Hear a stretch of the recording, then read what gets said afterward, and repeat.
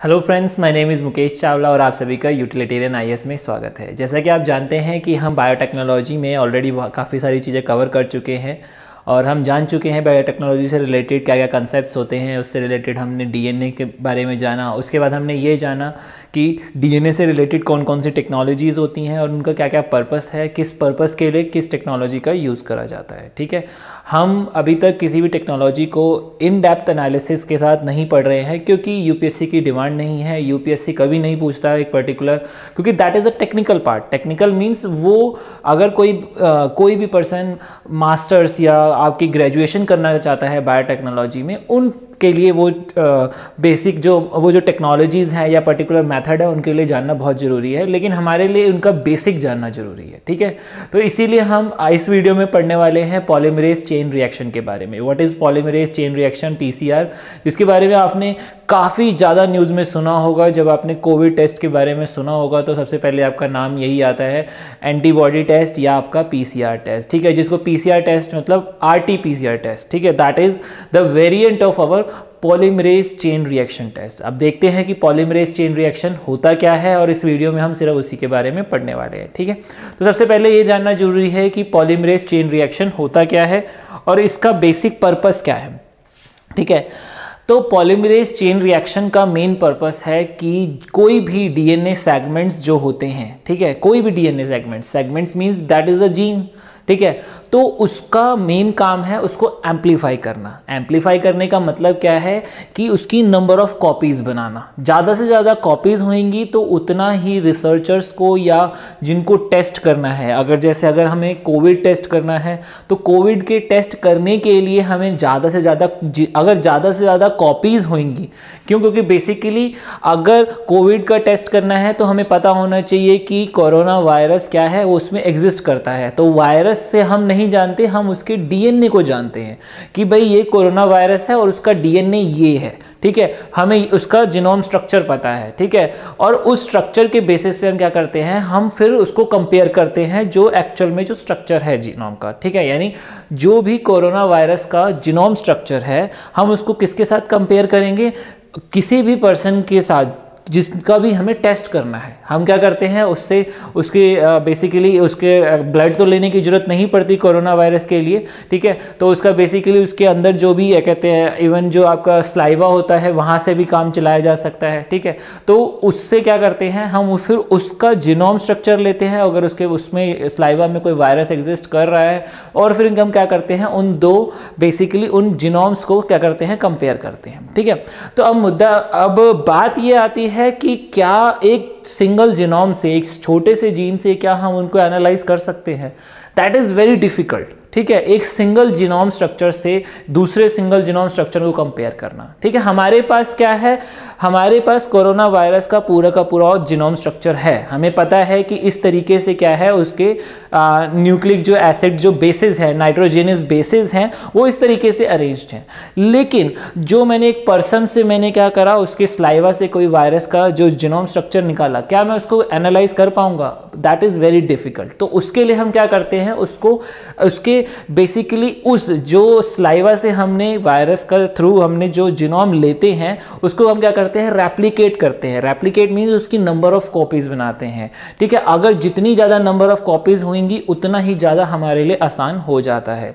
तो इस PCR test का यूज़ करके बेसिकली यही करा जाता है। पीसीआर टेस्ट में हम नंबर ऑफ कॉपीज बनाते हैं और फिर उसको क्या करते हैं, जो हमारे पास कोरोना वायरस का ऑलरेडी जो जीनोम है यानी डीएनए बेसिस जिस तरीके से अरेंज्ड है उसके साथ फिर उसको कंपेयर करा जाता है। जब देखते हैं कि these two genomes are same, that means जिस पर्सन का स्लाइवा लिया गया है उसको क्या है, उसको कोरोना वायरस वो इन्फेक्टेड है। ठीक है, तो इस तरीके से हम क्या करते हैं, बेसिकली हम इसका एनालाइज करते हैं कि किस तरीके से कोरोना वायरस को डिटेक्ट करा जाता है। ठीक है, उसके अलावा एंटीबॉडी टेस्ट होते हैं जिनके बारे में आपने काफ़ी सुना होगा। यहाँ पर हम पीसीआर टेस्ट के बारे में पीसीआर के बारे में पढ़ेंगे कि पॉलीमरेज चेन रिएक्शन किस तरीके से करी जाती है। तो वही चेन रिएक्शन हम क्या करते हैं, उसके डिफरेंट वेरिएंट हैं। तो जो कि आपका कोरोना वायरस के टेस्ट में यूज़ करा जाता है that is the reverse transcript. ठीक है, वो एक वेरिएंट है। उसी तरीके से उसके और भी वेरिएंट्स हैं, टाइम के साथ उसके बहुत सारे वेरिएंट्स बने हैं।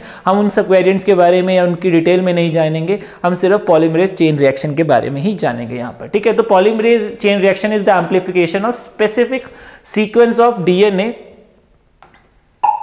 ठीक है, DNA so that it can be analyzed by the scientists. The application is important particularly when it is necessary to analyze a small sequence of DNA in quantities that are large enough to perform the other molecular analysis such as DNA sequencing, ठीक है। तो main purpose इसका यही है कि हम क्या कर सके, हम, ठीक है। अब सबसे इंपॉर्टेंट चीज इसका इनकी डेवलपमेंट किसने करी थी, दैट वाज द कैरी मुलिस, और कब करी थी, 1989 में, दैट वाज द कैरी मुलिस। और इनको क्या करा गया था, इनको नोबेल प्राइज मिला था इन 1993 फॉर दिस रिसर्च, ठीक है। उन्होंने इतना बड़ा टेस्ट जो जनरेट करा, इतनी बड़ी जो टेक्नोलॉजी जनरेट करी थी, ठीक है, उसको आज के टाइम में टेस्ट की फॉर्म में जनरेट करा जाता है। लेकिन उनका मेन एम था कि हम क्या कर सके, उसको रेप्लिकेट कर सके, कि हम क्या कर सके कि पॉलीमरेज का यूज करके, यहाँ पर दो वर्डों का यूज होता है, पहला है पॉलीमरेज, दूसरा है चेन रिएक्शन। किस तरीके से पॉलीमरेज का यूज करके हम चेन रिएक्शन कर रहे हैं, जैसा कि आपने सुना होगा हमारी जो न्यूक्लियर फिजन होता है उसमें भी क्या होती है, हमारी चेन रिएक्शन होती है, ठीक है। उसी तरीके से यहाँ पर भी हमारी क्या होती है, चेन रिएक्शन होती है, ठीक है। तो उस चेन किस तरीके से होती है वो भी अभी हम देखेंगे, और पॉलीमरेज क्या होता है वो भी अभी हम देखेंगे, ठीक है। तो किस तरीके से पॉलीमरेज का यूज करके हम डीएनए को रेप्लिकेट कर रहे हैं और उसकी एक चेन रिएक्शन बना रहे हैं, ठीक है।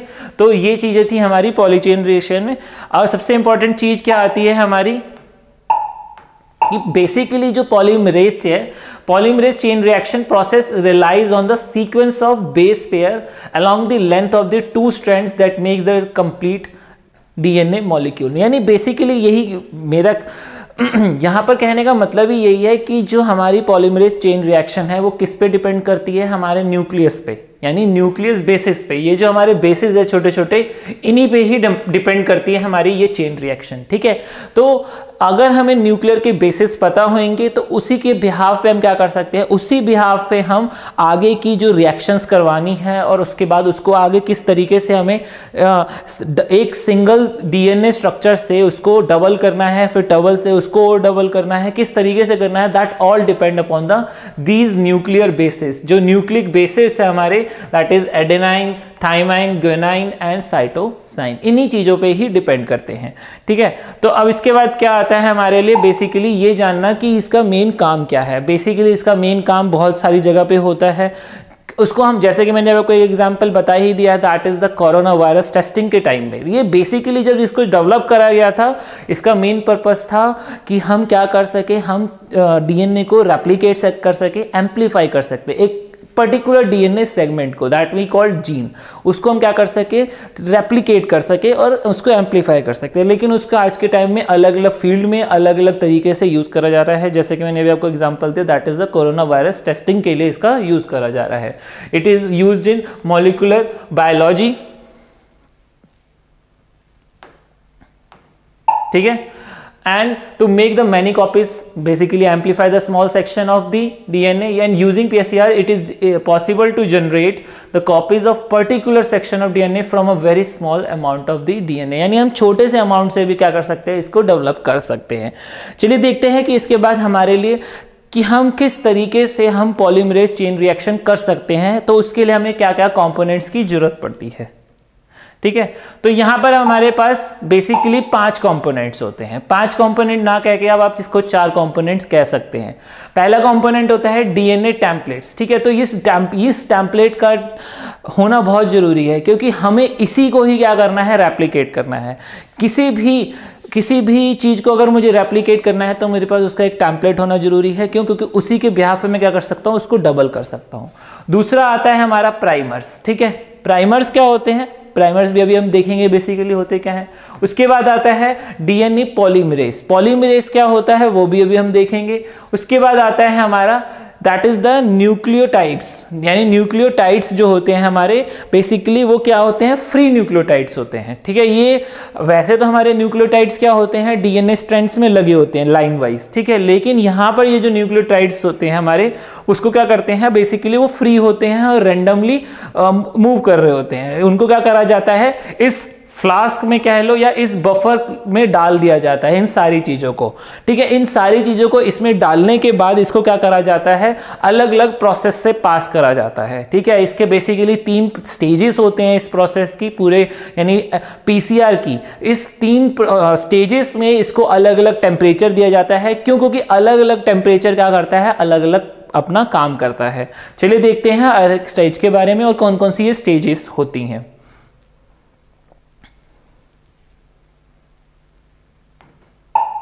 पहली स्टेज होती है हमारी डीनेचरिंग, ठीक है। डीनेचरिंग क्या होती है इसके बारे में भी हम बहुत अच्छे से जानेंगे। उसके बाद आती है हमारी एनीलिंग, ठीक है, बेसिकली एनीलिंग जो होता है, और तीसरी आती है हमारी एक्सटेंडिंग, ठीक है।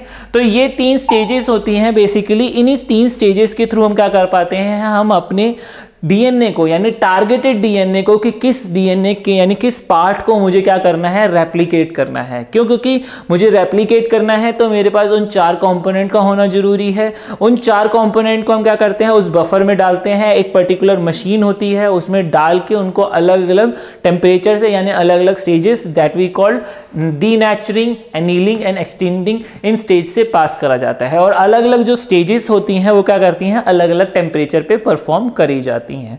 चलिए देखते हैं सबसे पहले डीनेचरिंग होती क्या है, ठीक है।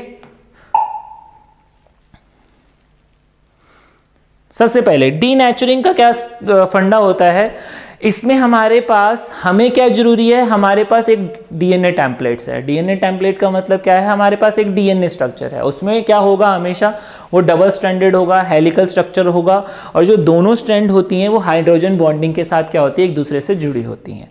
लेकिन अगर मुझे उसको रेप्लिकेट करना है या मुझे उसको एम्पलीफाई करना है, बेसिकली रेप्लिकेशन में हम करते क्या है, हम उसको 1 से 2 बनाने की कोशिश करते हैं। लेकिन यहाँ पर हमारा मेन मकसद क्या है, उसको नंबर ऑफ कॉपीज बनानी है। तो उस नंबर ऑफ कॉपीज को बनाने के लिए मुझे क्या जरूरत है, सबसे पहले मुझे डीनेचरिंग की जरूरत है। और व्हाट इज डीनेचरिंग, हम उस डबल्स यानी जो हमारा डबल स्ट्रैंडेड जो क्या है हेलिकल स्ट्रक्चर है, हम उसको क्या करेंगे, 2 पार्ट में अलग अलग कर देंगे। तो जिससे क्या होगा, 2 अलग अलग सिंगल स्ट्रैंडेड स्ट्रक्चर बन जाते हैं। बेसिकली होता क्या है, एक सिंगल स्ट्रैंडेड है, दूसरा सिंगल स्ट्रैंडेड है, और वो उनके ऊपर न्यूक्लियोटाइड्स लगे होते हैं, और वो किस तरीके से एक दूसरे से किस वजह से जुड़े होते हैं, हाइड्रोजन बॉन्डिंग की वजह से। अब इसको क्या करा जाता है, इन सब को यानी उस पूरे मॉलिक्यूल को क्या करा जाता है, 94 to 95 डिग्री सेल्सियस पे, यानी उस पूरे के पूरे जिसको हमने जो 4 जो कंपोनेंट लिए थे उसको हमने क्या करा, हमने बफर में डाल दिया और उसको फिर एक मशीन में डाल दिया। अब वो मशीन क्या करती है, अलग अलग उसको अलग अलग टेम्परेचर पे पास करा जाता है और कुछ पर्टिकुलर टाइम के लिए रखा जाता है।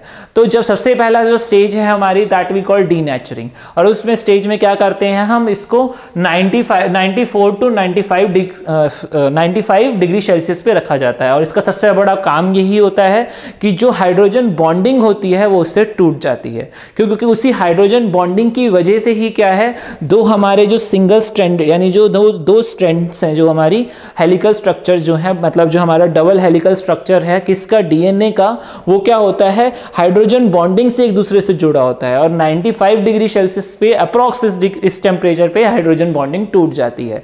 तो जिससे क्या होता है, वो 2 अलग अलग एक सिंगल स्ट्रैंडेड स्ट्रक्चर बन जाते हैं। ठीक है, देखते हैं किस तरीके से।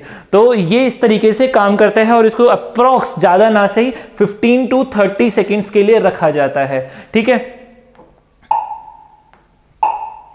और उसको कुछ पर्टिकुलर टेम्परेचर पे रखना जरूरी है, क्योंकि अगर ऐसा नहीं रखेंगे तो क्या होगा, हाइड्रोजन बॉन्डिंग टूटेगी नहीं, तो वो सिंगल स्ट्रैंडेड स्ट्रक्चर नहीं बनेगा। ठीक है, तो जैसा कि हम देख सकते हैं, ये हमारा क्या है, एक्चुअल डीएनए है। ठीक है, ये हमारा एक्चुअल डीएनए है और ये हमारे प्राइमर्स हैं। ठीक है। और ये हमारे क्या है, डीएनए पॉलीमरेज है जिसे हम टैग पॉलीमरेज कहते हैं। उसके अलावा हमारे न्यूक्लियोटाइड्स हैं, that is our free nucleotides, ठीक है। अब सबसे पहले क्या करा मैंने, स्टेज 1 में उसको 95 डिग्री सेल्सियस पे उसको क्या करा, पूरे स्ट्रक्चर को यानी पूरे के पूरे जो हमारे कंपोनेंट्स हैं उसको 95 डिग्री सेल्सियस पे हमने क्या करा, बॉईल करा यानी गर्म करा एक तरीके से ये कह सकते हो। जिससे क्या होगा, हमारा जो डबल हेलिक्स ये जो स्ट्रक्चर है हमारा, अब वो सिंगल स्ट्रैंड में कन्वर्ट हो गया। यहाँ पर देखो एक सिंगल स्ट्रैंड है और ये दूसरी सिंगल स्ट्रैंड है, यानी इनकी जो बीच की हाइड्रोजन बॉन्डिंग थी वो हमने उसको क्या करा, तोड़ दिया। जब वो टूट जाएंगे तो अब हमारे को क्या जरूरत है, अब हम क्या कर सकते हैं, रेप्लिकेशन करेंगे। रेप्लिकेशन कैसे होगा, रेप्लिकेशन में अब हम क्या करते हैं, दूसरी स्टेज पे जाते हैं। तो दूसरी स्टेज होती है हमारी एनीलिंग, ठीक है।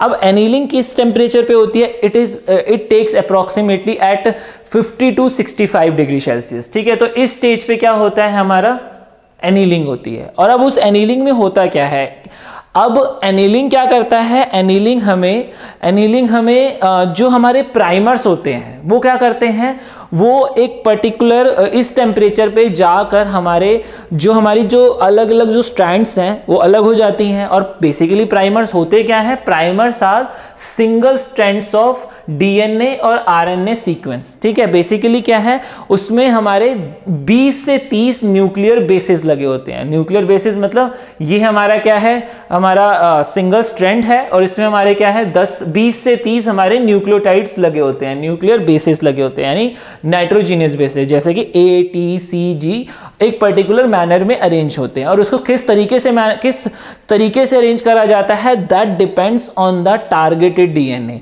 कि मुझे डीएनए का कौन सा पार्ट टारगेट करना है। मुझे ये पता है कि जो पार्ट टारगेट करना है उसका स्ट्रक्चर क्या है, suppose A T T C C G something like that, ठीक है। तो अब जो मेरे पास प्राइमर होना चाहिए वो किस तरीके का होना चाहिए, अगर यहां पर ए है तो ऑटोमेटिकली प्राइमर का जो सामने क्या होना चाहिए, टी होना चाहिए, क्योंकि ए के साथ टी ही लग सकता है। उसके बाद टी है तो टी के बाद क्या होना चाहिए, टी के सामने ए होना चाहिए, तो प्राइमर का दूसरा जो न्यूक्लियोटाइड होगा वो ए होगा। यहां पर क्या था, टी था, उसके बाद अगला, तो अगेन प्राइमर पे क्या होना चाहिए, ए होना चाहिए। सी है तो सी के सामने क्या होना चाहिए, जी आना चाहिए। फिर सी था तो उसके सामने क्या आना चाहिए, जी आना चाहिए। फिर जी था तो उसके सामने क्या आना चाहिए, सी। तो इस तरीके से हमारा जो प्राइमर है वो बनाया जाता है। दैट डिपेंड्स कि मुझे कौन सा डीएनए टारगेट करना है, यानी डीएनए का कौन सा पार्ट मुझे टारगेट करना है, उस तरीके से उसको क्या करा जाता है, बनाया जाता है, ठीक है। तो ये हमारा क्या होता है, हमारा बेसिकली प्राइमर्स। और ये बेसिकली क्या करते हैं, इस टेम्परेचर पे ये जो हमारे प्राइमर होते हैं टारगेटेड डीएनए पे, यानी जो छोटे से जीन्स के जाकर हाइड्रोजन बॉन्डिंग बना लेते हैं। और जब वो हाइड्रोजन बॉन्डिंग बना लेते हैं तो जिससे क्या होता है, हमारा रेप्लिकेशन स्टार्ट हो जाता है, इनिशिएशन प्रोवाइड करते हैं ये प्राइमर्स, ठीक है। और primers are design to complementary in sequence to short sections of DNA on each end of the sequences to be copied, ठीक है। तो दोनों एंड पे क्या करते हैं, वो जाके जुड़ जाते हैं, जिससे क्या हो, हमारी रिएक्शन तेज हो जाए और हमारा डीएनए जो है, यानी डीएनए का जो दो अलग अलग स्ट्रैंड थी सिंगल वो क्या होनी है, डबल होनी स्टार्ट हो जाती है, ठीक है। चलिए देखते हैं किस तरीके से, ठीक है। तो यहां पर लिखा है the primer serves as a starting point, जैसे लिखा है ना, of the for the DNA synthesis and the polymerase enzymes can only add DNA bases to double strand of the DNA। इसका लाइन का मतलब भी हम देखेंगे। Only once the primer has bound can polymerase enzyme attach and start making the new complementary strand of the DNA from the loose DNA bases, ठीक है। And the two separated DNAs of the strands of DNA are complementary and run in opposite directions from one end, that is the 5' end, to the other 3 end। as a result there are the 2 primers are forward prime और reverse prime, ठीक है। तो ये एक थोड़ा technical part है, अब इसको इग्नोर भी कर सकते हैं, इसको ज़्यादा जानने की जरूरत नहीं है, ठीक है। And this steps usually takes 10 to 30 seconds, ठीक है। अब हम जानते हैं इस लाइन का मतलब क्या था यहाँ पर। हाँ, तो अब सबसे पहले क्या हुआ, हमारा डीएनए अलग हो चुके हैं ऑलरेडी, अब उसके ऊपर प्राइमर लग चुका है। प्राइमर कितने टेम्परेचर पे लगा था? अप्रॉक्स जैसा कि मैंने बताया था 50 to 65 डिग्री सेल्सियस के बीच में क्या होता है, हमारा प्राइमर जाके जुड़ जाता है, यानी वो फिर से हाइड्रोजन बॉन्डिंग कर लेता है। और कितने टेम्परेचर पे वो क्या हुआ था, बॉन्डिंग टूटी थी? That was approximately 95 degree Celsius पे। 95 डिग्री सेल्सियस पे हमने ओरिजिनल डीएनए की हाइड्रोजन बॉन्डिंग जो थी वो तोड़ दी थी। ठीक है, उसके बाद क्या हुआ, ये जो प्राइमर जाके लग गए। अब प्राइमर क्या करेंगे, प्राइमर हमारे को इनिशिएशन प्रोवाइड करते हैं। अगर इनिशिएशन नहीं होगा तो ऑटोमेटिकली यहां पर जो हमारा ये जो हमारा क्या है, हमारा जो एंजाइम है वो क्या है, हमारा आगे की रिएक्शंस को कंप्लीट नहीं करेगा। यानी हमारा जो नया डीएनए बनना है, यानी जो ये जो हमारा है अब क्या है, यहां प्राइमर लग गया है। अब इसके बाद क्या होंगे, आगे के हमारे न्यूक्लियोटाइड्स लगना स्टार्ट हो जाएंगे। और ये न्यूक्लियोटाइड्स लगाने का काम किसका होता है, एंजाइम का। जैसा कि हमने पढ़ा था कि जब हमारे को प्रोटीन बनाना था तो उस प्रोटीन के लिए हमारे पास आरएनए मैसेंजर्स थे। ठीक है, और वो क्या करते थे, वो जाके किस में लगते थे, राइबोसोम्स में जाते थे। तो राइबोसोम्स एमिनो एसिड्स की हेल्प लेके हमें प्रोटीन बनाता था। ठीक है, तो वहां पर भी किसकी जरूरत पड़ती थी, हमारे को एक पर्टिकुलर एंजाइम की, एक पर्टिकुलर एलिमेंट की, जो कि हमारे को क्या करता था, प्रोटीन बनाने में हमारी हेल्प करता था। तो यहां पर भी हमारे लिए एक हमारा एंजाइम होता है जिसे हम क्या कहते हैं, टैग पॉलीमरेज, जो कि बेसिकली एंजाइम की तरह काम करता है। और वो एंजाइम क्या हेल्प करते हैं, जब हमारा ये प्राइमर लग जाता है तो इस प्राइमर पे हमारे क्या करते हैं, टैग पॉलीमरेज आते हैं। और ये टैग पॉलीमरेज क्या करते हैं, हमारे को ये जो हमारे फ्री जो न्यूक्लियोटाइड्स हैं, ठीक है, ये फ्री न्यूक्लियोटाइड्स क्या करते हैं, इनके साथ जुड़ना स्टार्ट कर देते हैं। ठीक है, और ये टैग पॉलीमरेज क्या करता है, बेसिकली इनको जोड़ने का काम करता है। अगर ऐसा नहीं होगा, टैग पॉलीमरेज नहीं होगा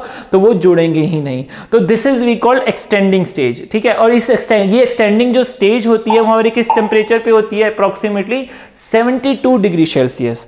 अब सबसे बड़ा मुद्दा हमारे सामने यही आता है कि 72 डिग्री सेल्सियस पे कौन सा एंजाइम है जो कि सर्वाइव कर सकता है, क्योंकि हमारी बॉडी में कोई भी एंजाइम इतने डिग्री सेल्सियस पे सर्वाइव नहीं कर सकता। क्यों? क्योंकि हमारी बॉडी का टेम्परेचर कितना होता है, max to max 36.4 degree Celsius, that is 37 लगा सकते हो। लेकिन हमारे को एक ऐसा एंजाइम चाहिए जो कि अप्रॉक्स 80 डिग्री सेल्सियस तक सर्वाइव कर सके। ठीक है, तो उसके लिए हम क्या करते हैं, हमारे पास एक बैक्टीरिया है, that is we called bacteria Thermus aquaticus, और जो कि बेसिकली क्या है, हीट लविंग क्या है, बैक्टीरिया है। उस बैक्टीरिया के हम क्या करते हैं, एंजाइम निकालते हैं और यहां पर हम यूज करते हैं।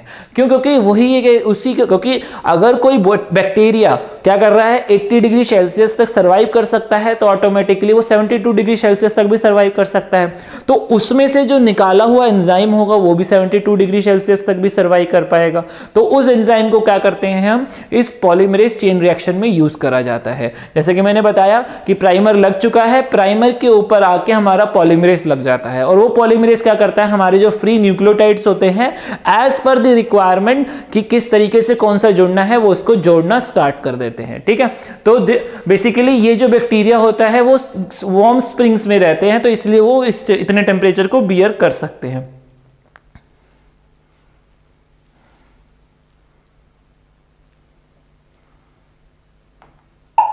ठीक है, and this bacteria's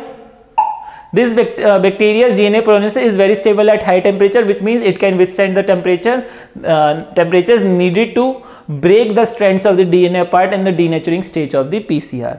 And 72 degrees Celsius is the optimum temperature for the Taq polymerase to build the complementary strand. It attaches to the primer and then adds DNA bases to the single strand one by one in 5' to 3' directions. ठीक है, this is the direction which is the basically the direction, or you can say the name कि भाई किस direction से किस direction में हमारा क्या बन रहा है, डीएनए बन रहा है, तो इसको ये नाम दिया गया है। और that is the technical part, जैसे कि मैंने बताया इसमें ज़्यादा जानने की जरूरत नहीं है हमें।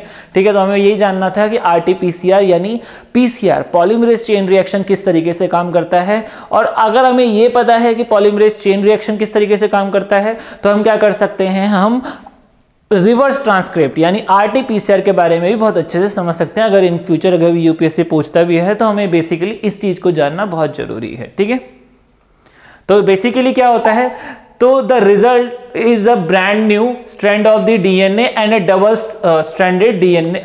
Stranded molecule of the DNA. The duration of this steps depend on the length of the DNA sequence being amplified but usually takes around 1 minute to copy 1000 DNA bases. यानी 1 मिनट में हम क्या कर सकते हैं, 1000 कॉपीज बना सकते हैं सिर्फ 1 मिनट में. ठीक है, तो और वो किस पे डिपेंड करता है, बेसिकली कितना लंबा हमने क्या करा है, डीएनए चूज करा है, टारगेटेड डीएनए की लेंथ कितनी है. ठीक है, जितना टारगेटेड डीएनए जितना लंबा होगा तो उसका क्या रहेगा, उतना ही ज्यादा टाइम लगेगा. ठीक है, तो इसी वजह से इस तरीके से हम क्या करते हैं, उसको कॉपी करते चले जाते हैं. कॉपी मतलब इन द सेंस, जैसे कि हम देख सकते हैं यहां पर टैग पॉलीमरेज लगा, कितने टेम्परेचर पे लगा है, दैट इज 72 डिग्री सेल्सियस पे. ठीक है, तो यहां पर 72 डिग्री सेल्सियस पे क्या लगा, ये हमारा टैग पॉलीमरेज लगा और उसने फ्री न्यूक्लियोटाइड्स को क्या करा, हमारा आके फिर से उसको क्या करना लग गए, वो इन फ्री न्यूक्लियोटाइड्स इस पे आके लगना स्टार्ट हो गए एज पर द रिक्वायरमेंट. क्यों रिक्वायरमेंट है कि भाई जिस तरीके से ए सी टी जी जिस तरीके से लगे होंगे जिस ऑर्डर में, तो उसी के अकॉर्डिंग क्या होगा, ये टैग पॉलीमरेज क्या करेगा, इन फ्री न्यूक्लियोटाइड्स को लगाना स्टार्ट कर देगा. और जैसे जैसे फ्री न्यूक्लियोटाइड्स लगते जाएंगे और हमारा जो डीएनए स्ट्रक्चर है वो पूरा का पूरा कंप्लीट हो जाएगा. तो यहां पर क्या था, ये हमारा सिंगल डीएनए था, वो 2 अलग अलग पार्ट में डिवाइड हुआ और उसके बाद फर्दर क्या हुआ, ये 2 अलग अलग हमारा एक कॉम्प्लीमेंट्री 2 डीएनए में जनरेट हो गया. तो इस तरीके से क्या होता है हमारा, इस तरीके से हमारा डीएनए यानी एक सिंगल डीएनए को हम क्या कर सकते हैं, हम 2 पार्ट में कवर कर सकते हैं. तो अब मुद्दा यही आता है कि हम इसको मल्टीपल डीएनए किस तरीके से कन्वर्ट करेंगे. जैसे कि मैंने बताया पहली स्टेज क्या थी, डीनेचरिंग, दूसरी थी एनीलिंग, तीसरी थी एक्सटेंडिंग.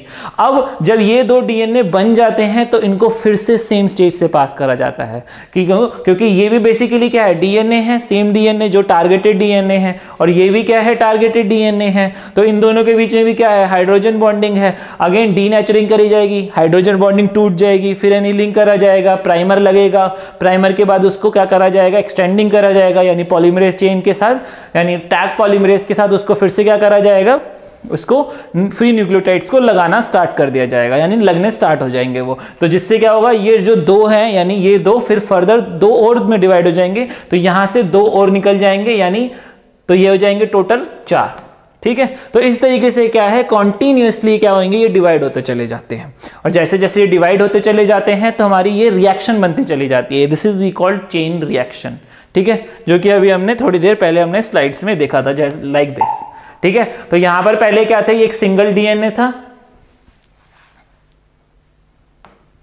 ठीक है, एक सिंगल डीएनए था, वो 2 पार्ट में डिवाइड हुआ. ठीक है, 2 पार्ट में यहां से आपने देखा 2 पार्ट से 4 हुए, 4 से फिर फर्दर ये कितने हो गए, 8 साइकिल 2 में.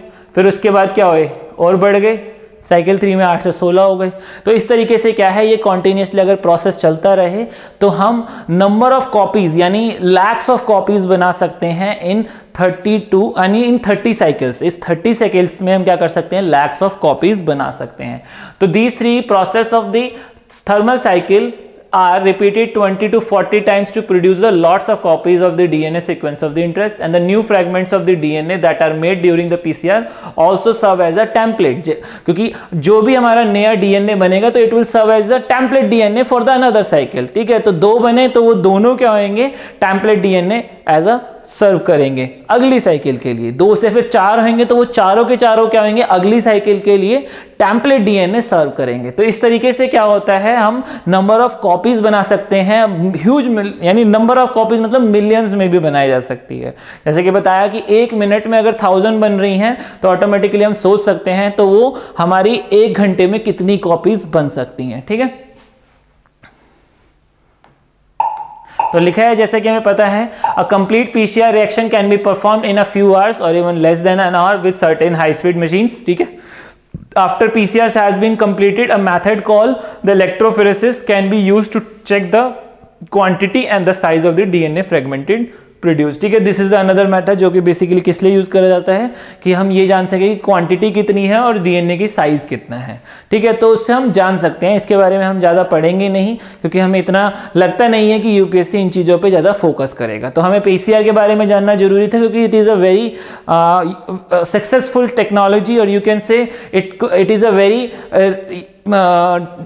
Technology which is actually using till now, ठीक है। बेसिकली ये क्या कर रहे हैं, आज भी इसका बहुत ज़्यादा यूज़ हो रहा है। अभी जैसे मैंने आपको एक सिंपल सा एग्जांपल दिया था कोरोना वायरस की टेस्टिंग के लिए, तो उस टेस्टिंग में भी क्या है, इसी का ही यूज़ हो रहा है, but it has a different variant, यानी इसका दूसरा वर्जन यूज़ हो रहा है, या आप ये कह सकते हो एडवांस वर्जन यूज़ हो रहा है, ठीक है। तो जो पहले यूज़ करा गया था that was a different version. हम इन सबके वर्जन्स में नहीं जाएंगे, हमें बस ये पता होना चाहिए कि किस तरीके से पॉलीमरेज चेन रिएक्शन एक्चुअल में होती है, ठीक है। And this is the basic our applications of the PCRs, यानी PCR means polymerase chain reaction. इसका सिलेक्टिव डीएनए आइसोलेशन के लिए यूज करा जा सकता है, amplification and quantification of DNA, medical and diagnostic application के लिए करा जा सकता है इसका यूज, इन्फेक्शियस डिसीज एप्लीकेशंस के लिए, फॉरेंसिक एप्लीकेशंस के लिए, रिसर्च एप्लीकेशंस के लिए, तो इन सब फील्ड में क्या कर सकते हैं, हम इसका यूज कर सकते हैं, ठीक है। तो this is our PCR, that means polymerase chain reaction. और जैसा कि मैंने आपको बताया कि जब हम क्या कर रहे थे, एनालाइज की बात आती है, क्योंकि यहां पर हमें करना ही क्या है, एनालाइज। हमने पहले पढ़ा था कि डीएनए टेक्नोलॉजी में हमारे पास 3 ही चीजें हैं। पहली सीक्वेंसिंग पता होएगी तो ही हम एनालाइज कर पाएंगे, तो ही हम क्या कर सकते हैं, उसकी एडिटिंग कर सकते हैं, यानी या तो जेनेटिक इंजीनियरिंग के थ्रू या जीनोम एडिटिंग जिसे हम कहते हैं, जिससे, और इसका साथ साथ हम जीन थेरेपी भी कह सकते हैं, ठीक है। तो अगर मेरे को एनालाइज कर पाएंगे, एनालाइज करने के लिए हमारे पास क्या होना जरूरी है, हमारे पास डीएनए का एक एम्प्लीफिकेशन होना बहुत जरूरी है। तो इसीलिए क्या है, ये जो हमारा टेक्नोलॉजी है that is polymerase chain reaction, that is highly useful for analyzing the DNA structure और you can say a part of the DNA, जो छोटा सा पार्ट है, या फिर हम ये कह सकते हैं टारगेटेड डीएनए, कि कौन सा डीएनए का छोटा सा जो टारगेट पार्ट है उसको हम किस तरीके से एनालाइज करना चाहते हैं, क्या करना चाहते हैं उसके साथ, तो उसके लिए हमारे पास इसका एम्प्लीफिकेशन करना बहुत जरूरी है। तो उस टाइम पे हमारी ये टेक्नोलॉजी बहुत काम की होती है, ठीक है। और इसके अलावा हम देख चुके हैं ऑलरेडी, इसका बहुत जगह यूज हो भी रहा है, और ये सारी क्या है, इसकी एप्लीकेशंस हैं, तो जिनके बारे में हमें थोड़ा बहुत आइडिया होना चाहिए, ठीक है। तो इस वीडियो में इतना ही। नेक्स्ट वीडियो में हम मिलेंगे जीनोम एडिटिंग और जीन थेरेपी के साथ, और उसके साथ साथ हम बाद में देखेंगे कि कौन कौन सी डिसीज़ हैं जो इनसे रिलेट करती हैं, और उसके अलावा और कौन कौन सी डिसीज़ हैं जो बेसिकली जिनके बारे में हमारे लिए जानना जरूरी है, जो कि यूपीएससी का जिनके ऊपर फोकस रहता है, ठीक है। तो इस वीडियो में इतना ही। अगली वीडियो तक के लिए थैंक यू, धन्यवाद।